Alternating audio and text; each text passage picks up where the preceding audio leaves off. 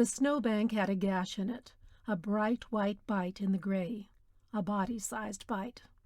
Bernie O'Day skidded her car to a stop on the mud and half-frozen puddles that passed for the road's shoulder. She'd barely opened the door when Rusty Dyer leaned in, eager, almost triumphant. "It's Stanley Weston." Bernie looked down the road at the lumpy tarp, way too clean next to the moldy snowbank and mud-streaked pavement. The only other clean thing was that bite. She grabbed her notebook, pencil, and camera from the passenger seat. Rusty moved back as she stepped out of the car straight into an ankle-deep ice puddle. "Bad day for sneakers," Rusty said. "Thinking spring," Bernie said. She headed toward the action, trying to zip her jacket without dropping her gear, doing her best to ignore her quickly numbing wet foot and Rusty as he nipped at her heels, more like an annoying, overgrown puppy than middle-aged police officer. "Entombed looks like all winter," he said.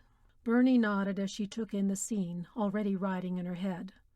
Dead quiet, she thought, feeling the gray end-of-winter stillness. Nah, she'd have to think up something less of a cliché. A huddle of vehicles was scattered on the otherwise deserted road. The town's cruiser, 2 from state police, a warden service pickup, the town public works truck. She knew them more by their colors, navy blue, robin's egg blue, hunter green, bright orange and brown, than by their seals, mostly invisible under the chalky film of salt and sand that March throws onto every piece of metal that gets near pavement in this end of Maine. "Newspapers here!" Rusty shouted, sprinting ahead of her to get to Police Chief Novotny before she did. The state troopers and warden were a few feet from the tarp, talking quietly as a woman wearing rubber gloves, Bernie figured from the state medical examiner's office, poked through the remains of the snowbank. Pete stood off to the side at the edge of the dense pines that kept the thin mid-afternoon sun from breaking through, hand shoved deep into the pockets of his heavy police jacket. Bernie stopped next to him, giving up on her zipper, wishing she'd remembered gloves. "Stanley. Shit," she said, the weariness in her voice surprising her. She didn't realize she felt it until it came out.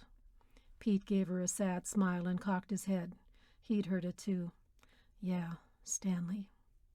"A hit and run that got plowed in?" Bernie said, trying to picture how that would happen. "When even? How?"